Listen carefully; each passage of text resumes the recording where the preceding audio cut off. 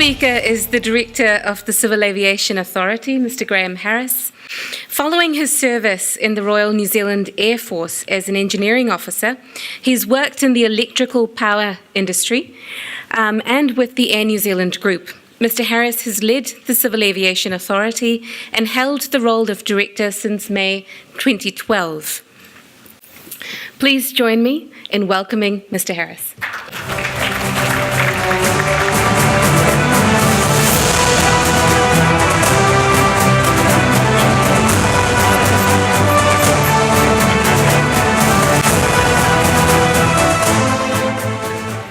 Okay, thank you, ladies and gentlemen. I will be brief, I promise. I'm aware we're about to intrude into your lunch break, and I'm also mindful that the Minister is following me, so I won't take too long.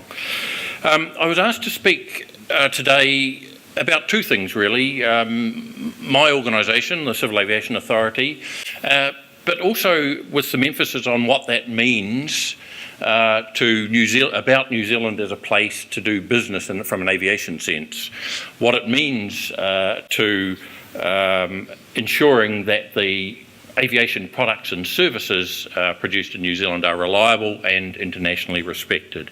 So I'll just progress a little bit on that theme. I will also actually mention briefly a huge challenge that aviation faces in coming years, and it's been touched on already, and that's growth, and particularly with respect to growth in the Asia-Pacific region, and what it is New Zealand can do to help in that regard.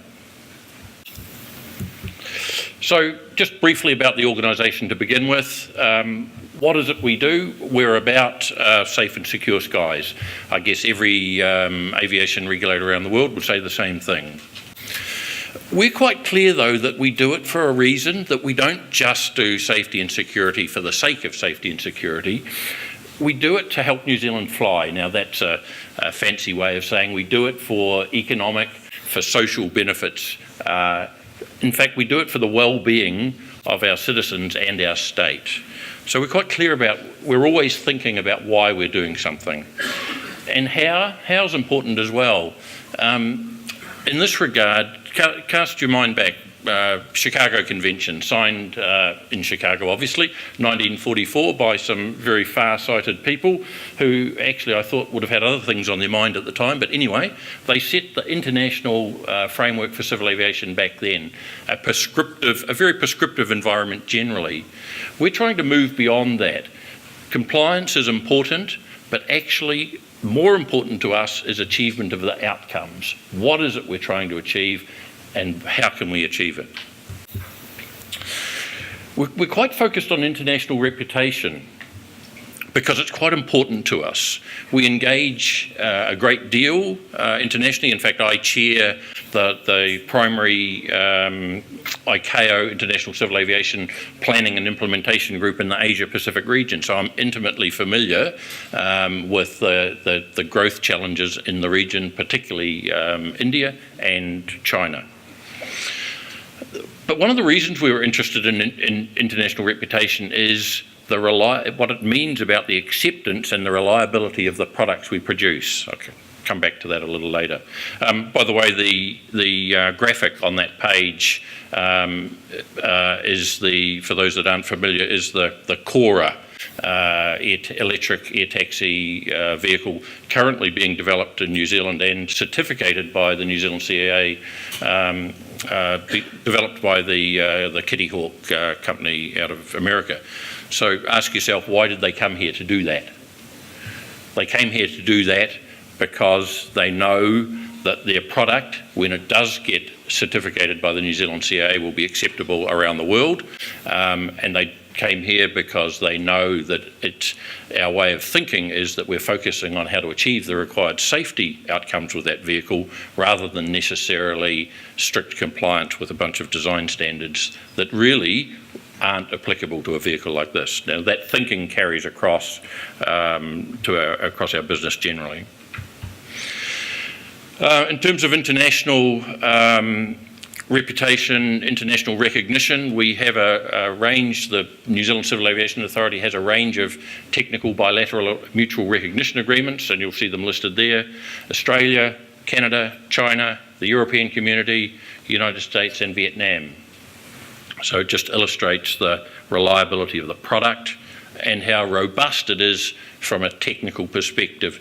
Now, be clear that when we talk about an outcomes focus, when we talk about assisting trade, the economy and so on, it's fundamental that we do not compromise on standards.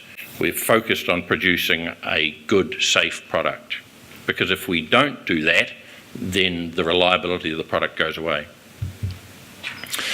I mentioned briefly that I'd talk about the major challenge facing the region. And I've drawn these figures from the International Civil Aviation Organisation, so I'm aware a 4.5% figure for growth per annum was mentioned a wee while ago, and that could well be more recent than this figure. But just think about that 3.1% internationally.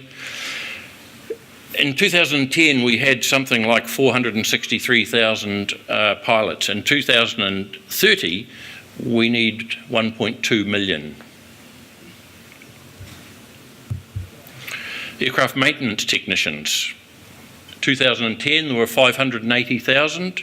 In 2030, we'll need over 1 million again. And Dr. Fang Liu, the ICAO Secretary General, made this statement recently. We need another 620,000 pilots, and the majority of those aren't people that are flying at the moment. It's a huge challenge. Now, New Zealand is a place that can do something about that as a source of high-quality trained pilots with a robust, internationally recognised regulatory framework sitting behind it.